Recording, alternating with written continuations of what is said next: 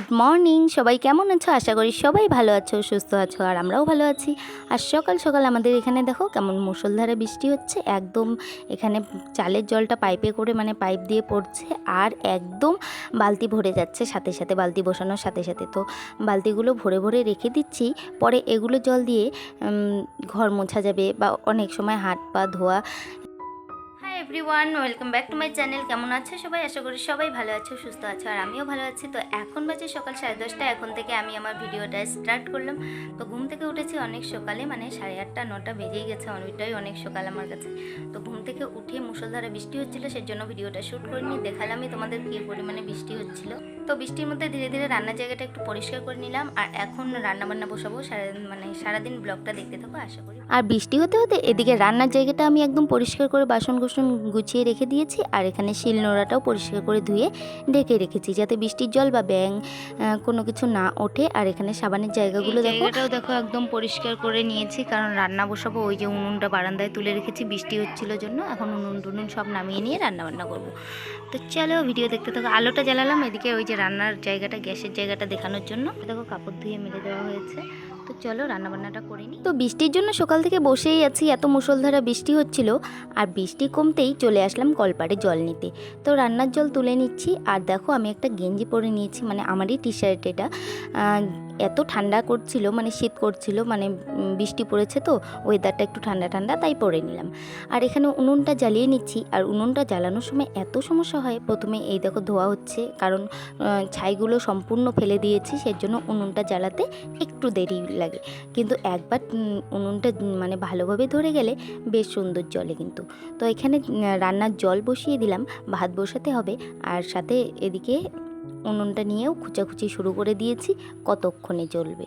তো দেখো এরকম ওয়েদারে কিন্তু একদম আমার মন ভালো লাগে না, তো তবুও কাজগুলো করতে হবে। আর এমনিতেই অনেকটা লেট হয়ে গেল রান্নাবান্নার দিকে।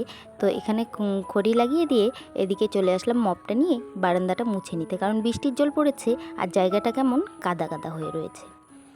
তো এই মপটা আমি পাশের দোকান থেকেই নিয়েছিলাম। আর এখানে দেখো ভালোভাবে রান্নার জল টল সমস্ত কিছু সাইড করে নিয়ে মুছে নেব, কারণ আনাজ করতে হবে। আর আনাজ করার জন্য জায়গাটা পরিষ্কার না করলে কেমন জানি একটা গা ঘিনঘিন করে। তো যাই হোক, দেশি ভাষা বলে দিলাম, এটা একটা আমাদের কি বলে চলতি ভাষা, গা ঘিনঘিন করা। তো এই হলো কথা। তো যাই হোক, এদিকে মুছে পরিষ্কার করে নিয়ে এখন আমি বসে পড়ব এখানে আনাজ করতে। আর বসেও পড়েছি। প্রথমে পেঁয়াজগুলো ছুলে নিচ্ছি। আর আজকে না একটা রান্নার রেসিপি তোমাদের সাথে শেয়ার করব, সেটা হলো পাঙাশ মাছ। তো পাঙাশ মাছ কিন্তু অনেকেই খাও না বা খায় না। আমিও আগে খুব একটা পছন্দ করতাম না, তবে এখন আমার বেশ ভালো লাগে। মাছটাকে না মাংসর মতো করে রান্না করতে হয়, বেশি করে পেঁয়াজ রসুন আদা সব কিছু দিয়ে ভালোভাবে মাংসর মতো কষিয়ে রান্না করলে একটা আষ্টে গন্ধ থাকে, যে সেটা কিন্তু একদমই থাকে না।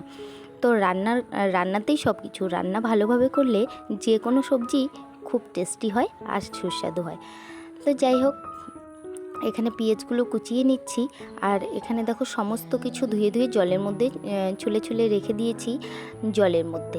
এখান থেকে তুলে তুলে প্রথমে পেঁয়াজগুলো কুচিয়ে নেব, আর তারপরে লঙ্কাগুলোও কুচিয়ে নেব। তো বৃষ্টিতে একদম মন ভালো লাগছে না, একটু পরপর তো ছিমছিম করে বৃষ্টি আসছে।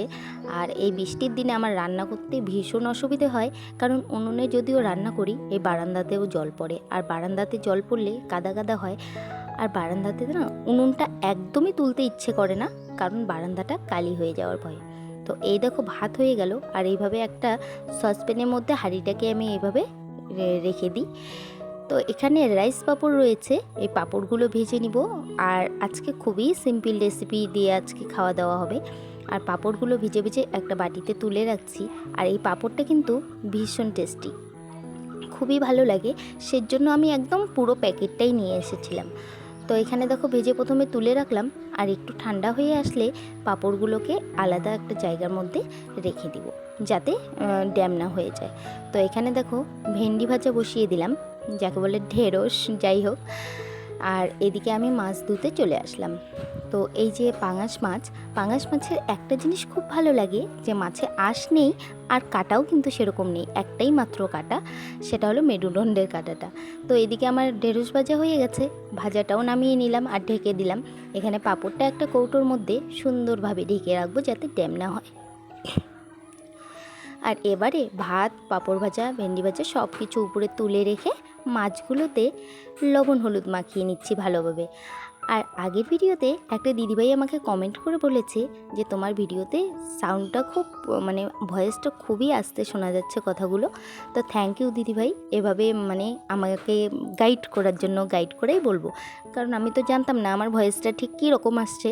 তো তুমি না বললে হয়তো আমি বুঝতেও পারতাম না। অসংখ্য ধন্যবাদ তোমাকে। তো দিদিভাইটার নামটাও একবার আমি নিব। দিদিভাইয়ের নাম হলো সুমিতা দত্ত চ্যাটার্জি। লাভ ইউ দিদিভাই, তুমি আমার অনেক ভিডিওতেই কমেন্ট করো আর সেজন্য তোমার নামটা আমার বেশ জানা হয়ে গেছে। তো যাই হোক, এখানে শিলনোড়াটা এই যে প্লাস্টিকটা তুলে ভালোভাবে ধুয়ে আদা আর রসুনগুলো ভালোভাবে বেটে নিলাম। তো আদাটা একদম মিহি করে বেটেছি, কিন্তু রসুনটা একদম বাটিনি। এখানে সব কিছু রেডি করে নিয়েছি। এবারে মাছগুলো ভাজা হয়ে আসলে মাছগুলো তুলে নিব আর লাল লাল করে একদম কড়া করে ভাজতে হবে। পাঙাশ মাছ বলো বা রিঠা মাছটাকে একটু কড়া করে ভাজলে এমনিতেই গন্ধটা থাকে না। আর তারপরে মাংসর মতো গরম মশলা সব রকম মশলা দিয়ে রান্না করলে একদমই গন্ধ থাকে না। তো এখানে গোটা জিরে ফোড়ন দিয়ে দিলাম, পেঁয়াজ আর লঙ্কা কুচিগুলোও দিয়ে দিব। তোমরা আমার ভিডিওতে কমেন্ট করতে থাকো, তোমাদের কমেন্টগুলো পড়তে আমার ভীষণ ভালো লাগে। আর বেশি বেশি কমেন্ট আসলে সবার ফার্স্ট কমেন্ট আমি প্রিন্ট করব পরের ভিডিও থেকে। তো যাই হোক, তোমরা অবশ্যই তাড়াতাড়ি করে কমেন্ট করো, আর যত বেশি কমেন্ট আসবে আমি তারপরেই কিন্তু প্রিন্ট করা শুরু করে দেব। তো যাই হোক, এখানে ভালোভাবে মশলাগুলো কষিয়ে নিয়ে আলুগুলো দিয়ে দিয়েছি। আর আলুগুলো পেঁয়াজগুলোর সাথে ভালোভাবে কষিয়ে নিয়ে এবার গোলমরিচ গুঁড়ো, ধনে গুঁড়ো, জিরে গুঁড়ো, গরম মশলা, মিট মশলা, সমস্ত মশলা এক জায়গায় দিয়ে কষানোর জন্য দিয়ে দিলাম। আর এদিকে মিমির বাবাও চলে এসছে। ও আসলে মিমির খুনসুটিটা একদম দেখো, দুজনের মধ্যে খুনসুটি লেগেই থাকে।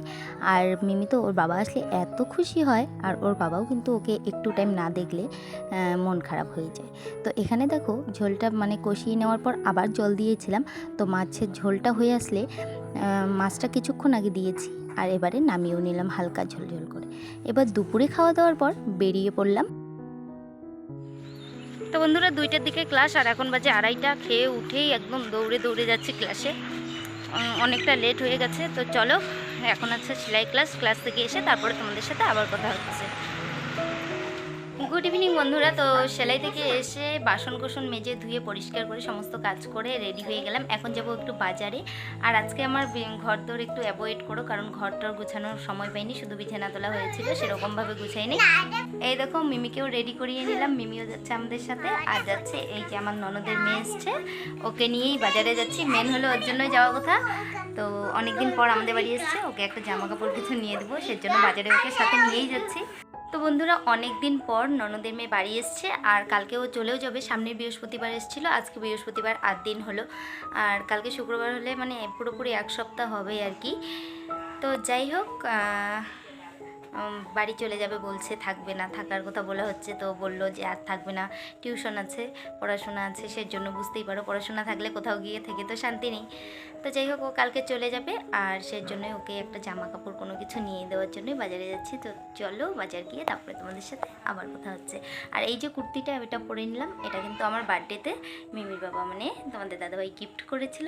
তো কেমন লাগছে কুর্তিটা পরে অবশ্যই কমেন্ট করে জানিও। আর চুলটা কোনো রকম আটকে নিলাম, বিশেষ ভালো লাগছে না এভাবে বেঁধে, তবুও এভাবেই বেঁধে নিলাম। তো চলো পরে তোমাদের সাথে আবার কথা হচ্ছে। আর এই ব্যাকগ্রাউন্ডটা দেখো, একদম বিচ্ছিরি অবস্থা।